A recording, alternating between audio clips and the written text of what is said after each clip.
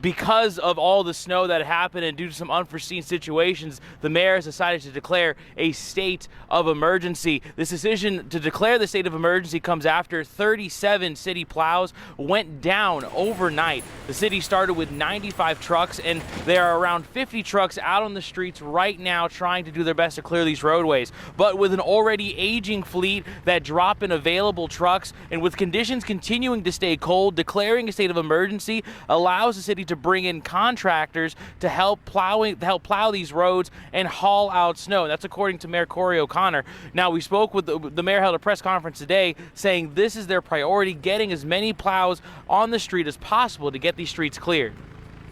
Safety is a priority. That's the reason we're doing this. This is about the safety of the residents of the city of Pittsburgh, and we're not taking any chances, which is why, we're doing a state of emergency so that we can get the support that we need and that the residents need. Now, the mayor says they'll be using the city's reserves funds to handle this state of emergency. Another very important note for folks here in the city of Pittsburgh, that trash pickup will be delayed tomorrow as well. It was delayed today because of the snowfall. We'll continue to give you updates as conditions are hoping to clear out throughout the day and into the rest of the week. But be sure to tune in right here on WTAE and head over to WTAE.com. Right now, covering Allegheny County right here in downtown, Carlos Flores, Pittsburgh's Action News 4.